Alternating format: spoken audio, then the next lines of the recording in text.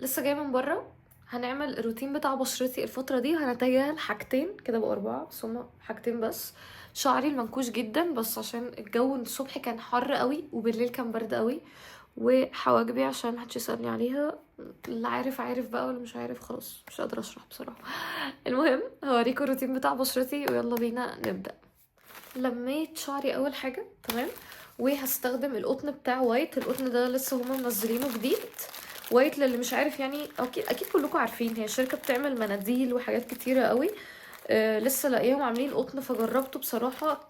اي طلع حلو جدا. لا مؤاخذة، ثانية واحدة جبت خلاص. وهستخدم المزيل المكياج بتاع كليو، بحبه جدا وبستخدمه بقالي مش عارفة سنتين ولا حاجة. بحبه جدا بصراحة. فهاخد شوية على القطنة وابدأ ان انا اشيل المكياج بتاعي. انا مش حاطة مكياج كتير قوي اصلا، بس انا عشان بحط دايما صن بلوك ف لازم اشيله قبل ما اغسل حتى وشي عشان خاطر الوش يبقى نظيف ولطيف. بصوا بجد المايسلر ووتر دي تحفه جدا، تمسح في ثواني. والقطن كمان الكواليتي بتاعته حلوه قوي. الكيس ده مش عارفه بصراحه فيه كام واحده، بس هو كان سعره 50 جنيه، وده سعر كويس قوي. في منها باكت كده بتيجي فيها دستة فيها 3، بيبقوا توتال مع بعض 240 قطنه وسعرهم 130 جنيه. فحاسه ان على الكواليتي دي لا كويسين جدا. بس كده مسحت الميك اب، خلينا بقى ندخل على خطوة الغسول. والنهاردة هستخدم معاكم غسول لسه شارياه جديد، وكنت وريتهولكم في الفيديو بتاع مشترياتي من ايفا.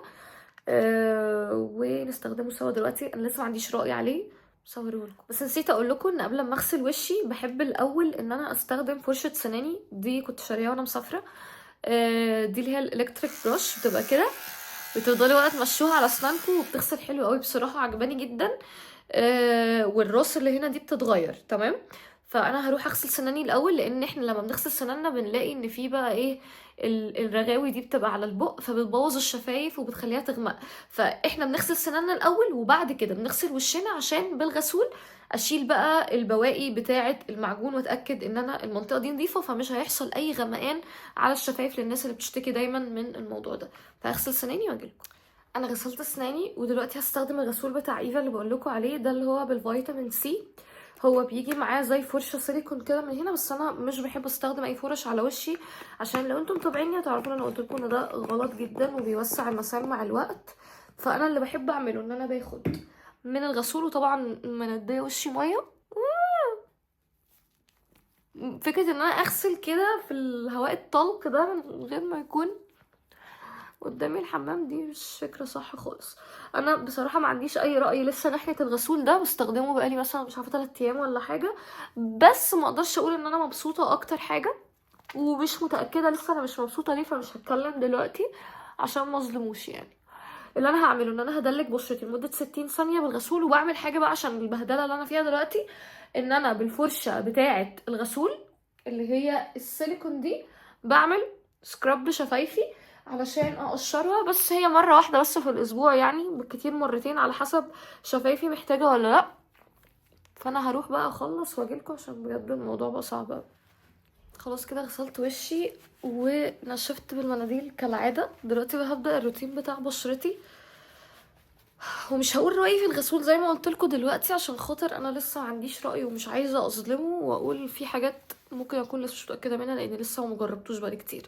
خليني بقى نبدأ بالروتين. اول حاجة هستخدمها الجلو ريسيبي الووتر ميلون جلو بي اتش اي بور تايت تونر. وده المفروض ان هو زي تونر كده يكون بيقشر. لو انتوا عندكم اي تصبغات في بشرتكم، كنت عملت لكم فيديو كامل بتكلم فيه عن الكات كامله. مش بعرف اصور يا جماعه وانا بعمل اي حاجه خلاص عشان محدش بس يعني انا مش بعرف معترفه. المهم يعني بحط التونر الاول، ببدا اوزعه على بشرتي كلها. ومش عارفه لو حد يا جماعه جرب التونر ده يقول لي هل انا بس اللي شامه ان الريحه فيه مش حلوه ولا ايه بالظبط.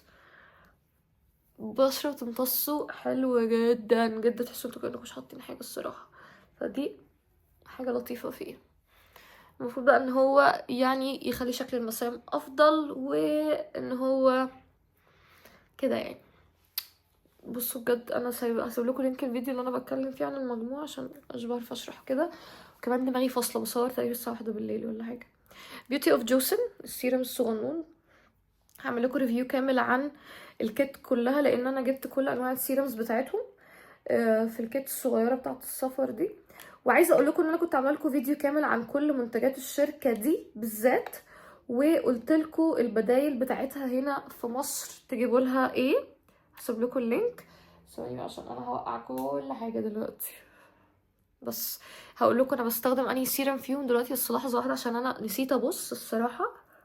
بس غالبا يعني ده الجلو سيرم بتاعهم، في الفا اربيوتين. انا عايزه بقى بما ان خلاص الشتاء دخل، وكنت بالمناسبه عامله لكم فيديو كامل على اساسيات الشتاء اللي هنخش بيها، وقلت لكم ان انا عايزه اعمل بقى ايه روتين تفتيح، لان الشتاء هو احلى وقت تفتحوا فيه بشرتكم. فبما ان الشتاء على بوادر واستعدادات ان هو يدخل يعني، فده انسب وقت ان احنا نعمل فيه كده تفتيح كده كده كده. انتوا عارفين انا نسيت احط كريم العين، كان المفروض احطه اول حاجه. هو عادي يعني مفيش قانون بيقول كده، بس انا بحب احطه اول حاجه، بس شكلي كده هخليه اخر حاجه. المهم الروتين اللي انا بعمله بقالي فتره ده، الفايده منه ان هو بيحسن من شكل البشره للنضاره، يخلي المسام بتاعتكم اقل، وبيساعد كمان على التفتيح وبيدي ترطيب. كده انا حطيت الغسول التونر والسيرم، يلا نحط الكريم المرطب. في الكريم المرطب هستخدم برضو بتاع جلو ريسيبي من نفس المجموعة اللي هي اسمها تقريبا جيت جلوينج حاجة كده.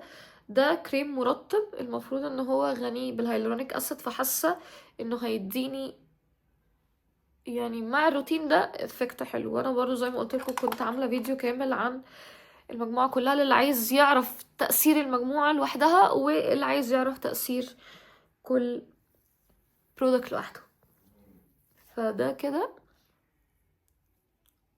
روتين بشرتي. دلوقتي بقى عايزة اوزعه كويس واحط بعد كده كريم العين. هاجي بقى خطوة كريم العين، الكريم اللي بستخدمه بقالي مش عارفة 3 شهور ولا حاجة، البايونكس. ده المفروض ان هو يدي ترطيب وفي نفس الوقت يساعد على التفتيح، وهو اكتر حاجة بصراحة جاية معايا فانا هستخدمه. اكتر حاجة بقى مصدومة منها دلوقتي حالا هو ان انا كنت واخداه معايا وانا مسافرة مبدئيا، اتفاجئت ان العلبة اتقطعت، وغالبا ده من الضغط والبهدلة اللي هو شافها اثناء السفر، لان الطيارة ما شاء الله كانت 24 ساعة ترانزيت وحاجة تتعب يعني. فزعلت شوية دلوقتي، بس اوكي كأني مشوفتش حاجة. تفتفت ولا ايه؟ كأني مشوفتش حاجة نو نو نو نو. بصوا اتدبح كأنه مدبوب، كأنه بجد. طب اعمل ايه دلوقتي؟ مش عارفة، انا مش عارفة اطلع الكريم من مكانه. ماشي كأني مشوفتش حاجة، انا هعمل نفسي مشوفتش حاجة. عايزة اقولكم ان ده مش البرودكت الوحيد اللي انا جاية بيه من السفر، لقيته مكسور ومتبهدل بس بصراحة هما اتبهدلوا قوي في الشنط يعني. دلوقتي هعمل بقى ليب سليبنج ماسك، وهستخدم بتاع فورم ستاي. ده كان سعره 99 جنيه لقطة على نون، روحوا الحقوه بقى قبل ما يخلص يعني. فهو معاه سباتيلا بس انا مش عايزه استخدمها، فهستخدمه كده على طول. وعلى فكره بالمناسبه يعني هو مش احلى حاجه جربتها في حياتي، بس هم مقلدين تعالى نيش كده. فبصوا، فانا هاخد بصباعي عادي جدا.